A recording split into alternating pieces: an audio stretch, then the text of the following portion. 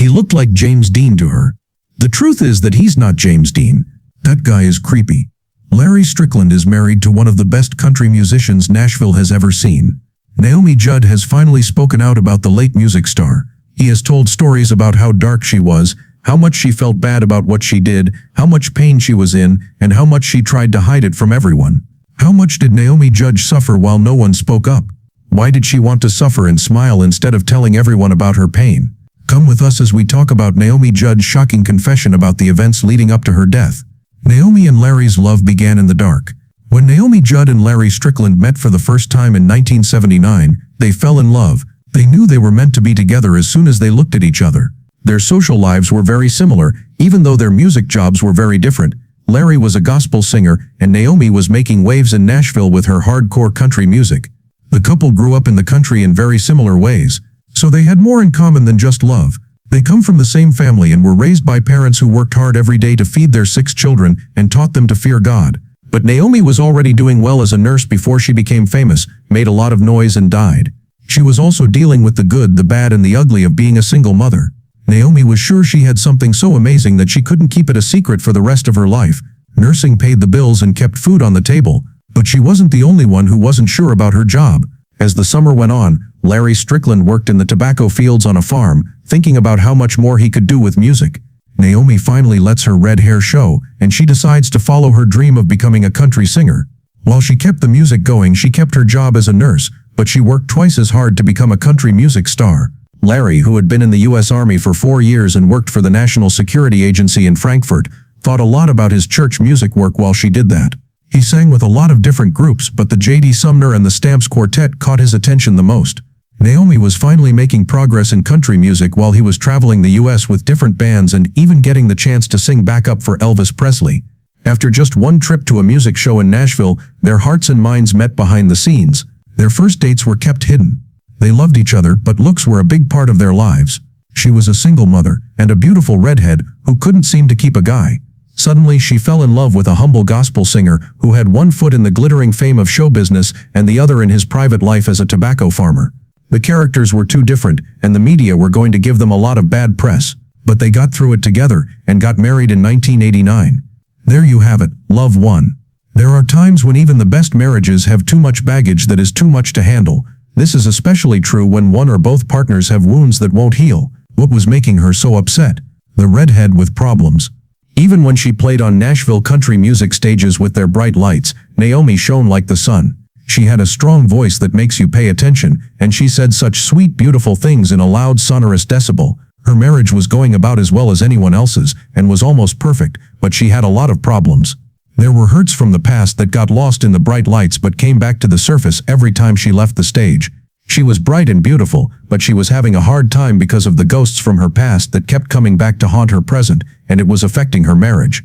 Her husband stood right next to her, sometimes behind her and never in front of her. He didn't want anyone to notice her while he had her back. But what was so bad about her past? Naomi was only 18 years old when she had her first child, Christina Claire Simonella, who became known as Naomi Judd. Legally she was an adult, but she was really a child taking care of a kid. The father turned around and ran away, leaving her with the baby and no idea what would happen next. In the end, she married Michael Simonella, whose last name Juana had when she was a child. They had a daughter together named Angela, who grows up to be a movie star. But that also didn't last. She had to raise her 2 kids by herself because of this. There were times when Naomi wasn't even Naomi. She was given the name Diana Ellen Judd. She did decide to get her life in order right after the split though.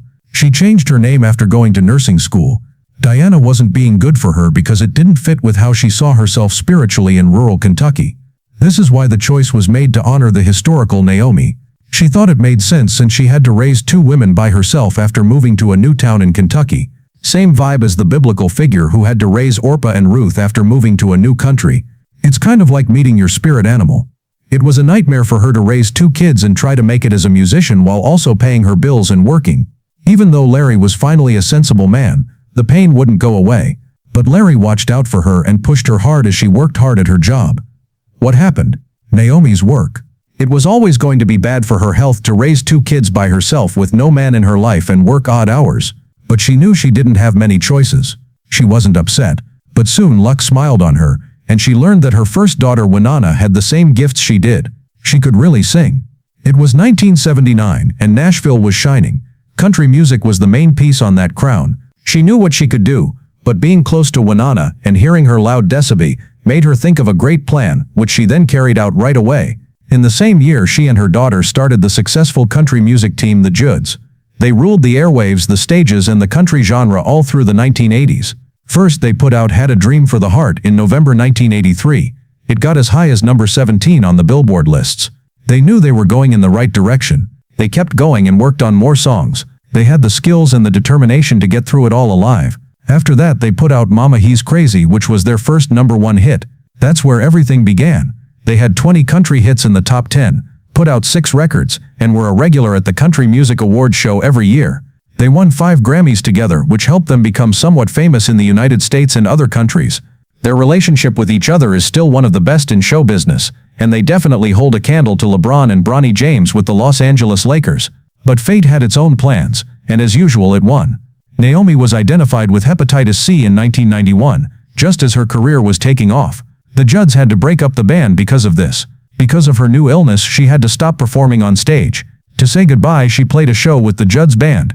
It was the most popular music event in pay-per-view history. Of course, that's saying something when you think about how good the country music was that year. It looked like the end of her singing career was near, and she couldn't do anything about it. But her husband Larry Strickland made her happy. But she didn't hide in her shell. Instead, she chose to make people very aware of the disease that kept her from working. Now it's 1998, and she has been cured of her disease thanks to interferon alpha. After less than a year, she got back together with her daughter and put on that old show again, ready for one last fight until the 2000s. It looked like she was happy again.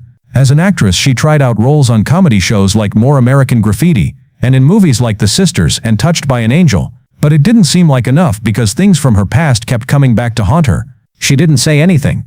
What happened at the end? How sad it was when Naomi Judd died. It looked like she was still having pain just thinking about it, even though her health problems were over, and she was back on the path she loved so much and gave up so much for.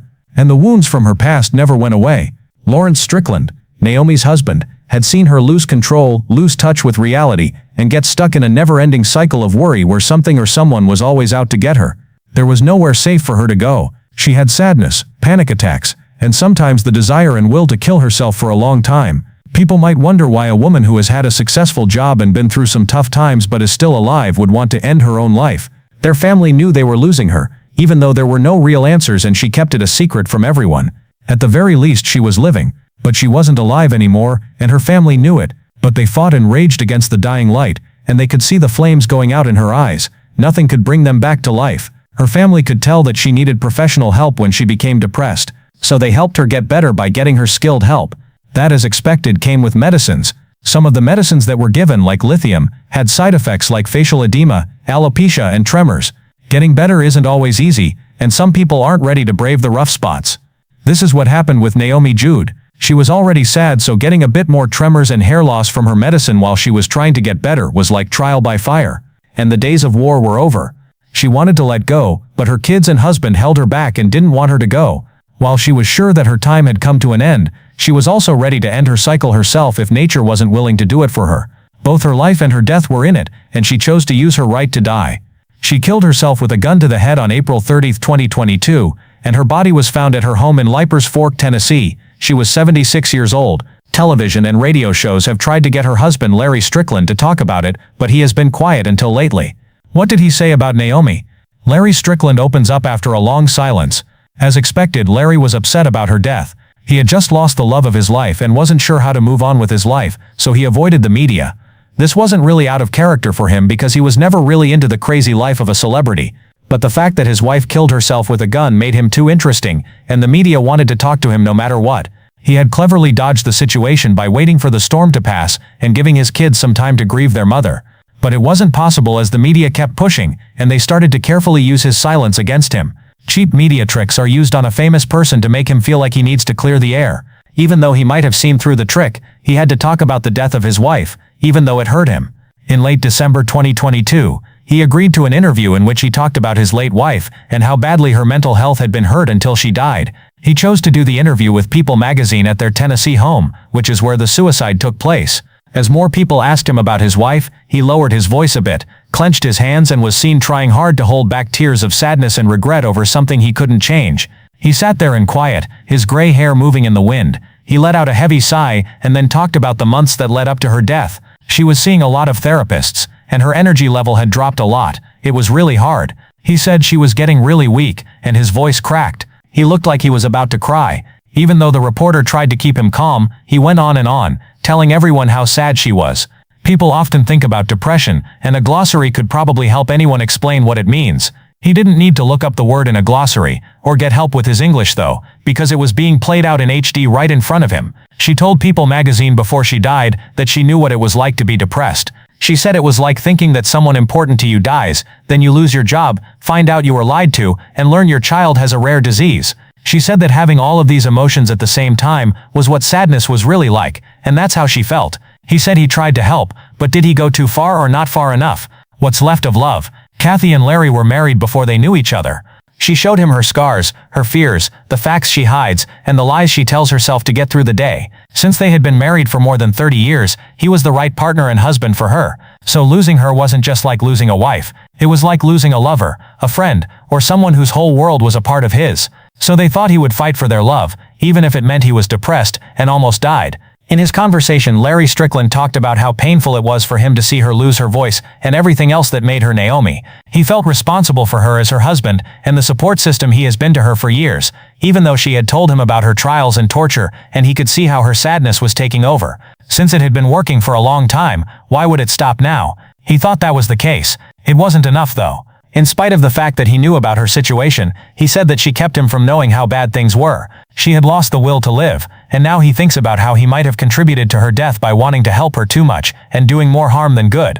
Larry says that he was looking for ways to get her to eat and work out. He was in charge of her medicines and had to make sure she had everything she needed. He did that and more for her, as someone would for a partner. But here's the catch. Larry said, "I just feel like I might have done too much." The love of his life was gone, and what little love he had left was clouded by doubt and even worse, sorrow. He thought that he might have reached a point of hopelessness that made him think too much and do too much, which may have led to his wife's painful death. His face was pale and expressionless all of a sudden. Body language experts say that he was probably thinking a lot about the chance that his wife would start to hate him for pushing her too hard. She picked the simple path. In the interview, he told the four of them that he felt bad about what he did, and they could see his pain. Time will tell if the 79-year-old spends the rest of his life feeling bad about what he did, or finally lets go. Do you think Larry is blaming other people too much? Could Naomi have been better if someone had really talked to her, or was she just set on her ways? Please tell us what you think in the comments. Don't forget to share, like, and follow for more. Also, click on the next video that comes up. It will be fun for you.